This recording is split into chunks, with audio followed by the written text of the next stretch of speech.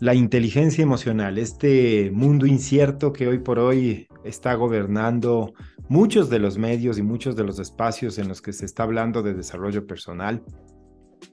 Ya desde hace aproximadamente unos 20 años esto tomó muchísima fuerza cuando se le daba como uno de los factores determinantes del éxito de una persona, ya que se dice incluso dentro de uno de los clichés que lo importante no es lo que nos pasa, sino lo que hacemos con lo que nos pasa y evidentemente, y a lo que yo le agregaría, lo que nosotros obtenemos con lo que nos pasa al final. En el anterior podcast había conversado sobre las sensaciones. De alguna forma podríamos decir sobre esta inteligencia sensacional. Cuando hablamos de esos elementos y esos factores que se generan a partir de la combinación de lo que nosotros esperamos versus lo que nosotros recibimos. Estas improntas emocionales de placer o displacer a partir de esta conjugación en estos dos elementos. Si es que no lo escuchaste y evidentemente quieres tener más información sobre esto, te invito a que escuches el podcast anterior en Inteligencia Emocional primera parte. Hoy he querido irme un poco más atrás. Si nuestro cerebro utiliza el campo de la memoria para construir las sensaciones que nosotros tenemos, hay que ir un poco más atrás para entender cuál es el baúl metaconsciente que está gobernando nuestra vida y cuáles podrían ser quizás los elementos claves que de alguna forma van a ser muy valorados o tremendamente importantes cuando nosotros estamos viviendo en el presente. ¿A qué me refiero con esto? Cuando yo estoy en una circunstancia o voy a comenzar una circunstancia en mi vida, evidentemente lo que nosotros vamos a tener es una comparación de aquellas cosas que habíamos esperado o idealizado sobre ese presente versus lo que realmente estamos viendo a través de nuestros sentidos. Es entonces cuando el primer factor, que son esas expectativas o las cosas que yo esperaba vivir, tienen que ser analizado más a profundidad. Tienen que reflexionarse y reverse de una forma mucho más profunda para poder entenderse.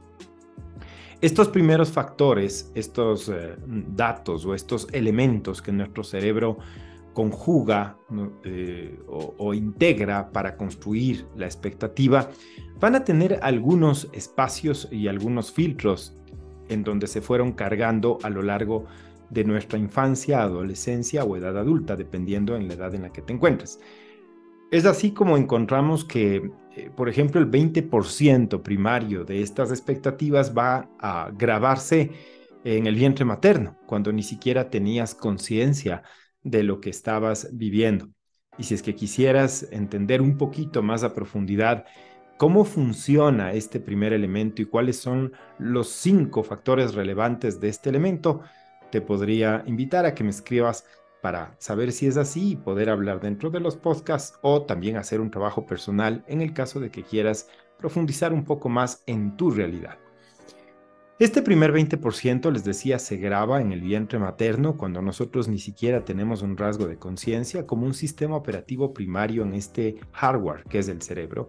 Y este software que vendría a ser esta impronta primaria de información va a dejar ya algunos datos importantes en nuestro cerebro que después, evidentemente, van a tratar de corroborarse en la realidad que vivimos. No en vano lo dice Francis Bacon, que el cerebro una vez expuesta a una proposición va a hacer todo lo posible para que se cumpla y así sea. Es decir, que nosotros vivimos permanentemente en profecías autocumplidas. Cosas que interpretamos, cosas que esperamos, cosas que buscamos, que después, a partir de la conjugación de algunos elementos externos, se tratarán de comprobar o se tratarán de cumplir en nuestra vida. La segunda parte es justamente a la que me quiero referir. Desde los 0 hasta los 5 años, es decir, desde el día en el que tú naciste hasta los 5 años, se generó una carga de información que no es menor y que también es muy importante. Estamos hablando de los ejes de tu familia, independientemente de con quién tú te hayas criado, si es que te criaste con tus padres, quizás con tus abuelos o quizás con tus tíos, salvo ciertos casos específicos de jovencitos o niños que no se pudieron criar completamente con su familia o generaron espacios combinados. La mayoría de nosotros va a tener una configuración primaria y una configuración de datos importantísima por parte de nuestros dos progenitores, una alineación parental, si queremos decir así, con algunos datos importantes. Es así como nosotros encontramos o delimitamos lo que se denominan los valores que gobiernan nuestro cerebro. A lo largo de nuestra fase de 0 a 5 años, en esta fase de niñez o de temprana edad, nosotros fuimos cargando a partir de lo que veíamos, de lo que escuchábamos y también de lo que nos iban educando, algunas referencias importantes sobre lo que es valioso en la vida.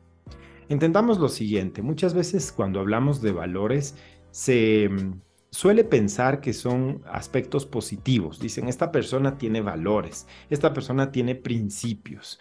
Entendamos que no necesariamente tus valores van a ser cosas buenas o malas. De hecho, les invito a que salgamos de este rol del bien y el mal, tomando en cuenta lo adecuado o lo inadecuado.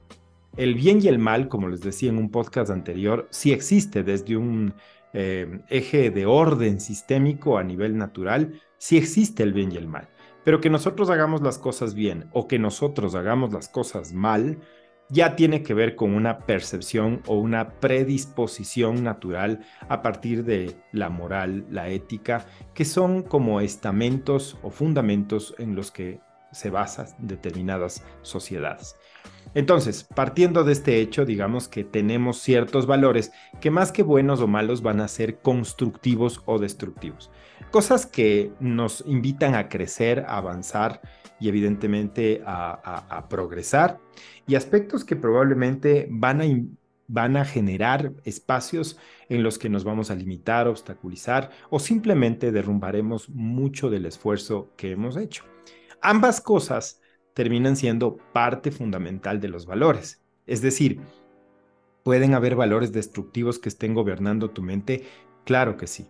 Por ejemplo, familias que han acostumbrado mucho a festejar a partir del uso de alcohol y en donde las personas que ingieren alcohol de alguna forma van a ser parte de la familia y obviamente van a ser bien recibidos por los tíos y van a ser valorados por toda la familia.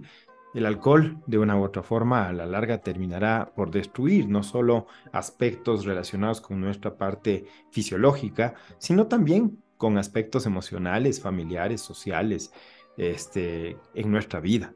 Entonces, no necesariamente el hecho de que una familia dé valor al alcohol quiere decir que eso sea positivo. Esto va a terminar siendo destructivo probablemente en nuestra vida.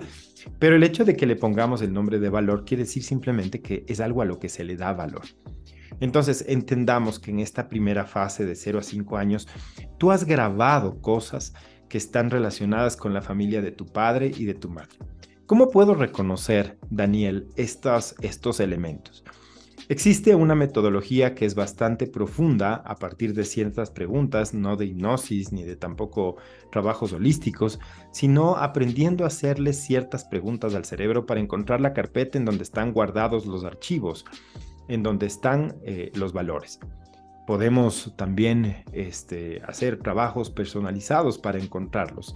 A mí me encuentras como Daniel Sánchez Pazimiño en cualquier red social si es que necesitan contactarme. Pero en este podcast yo lo que estoy buscando es dejarles una base de más o menos poder encontrar cuáles son los valores que gobiernan tu vida para dar la explicación que viene después.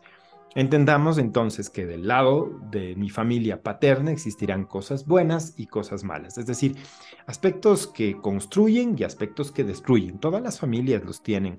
De hecho, el equilibrio de alguna forma de la vida humana se va a basar siempre en que estén presentes estos dos elementos.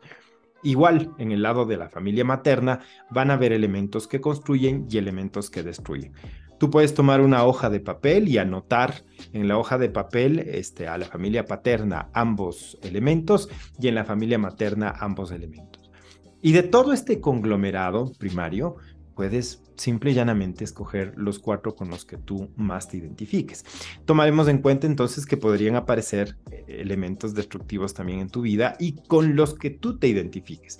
Eso se llama sinceridad. Eso es hablar con la verdad conmigo mismo para no seleccionar solamente cosas constructivas, sino ver realmente de todos estos dos listados cuáles podrían ser esos elementos más importantes que de alguna forma describen tu vida. ¿Por qué es importante entender los valores?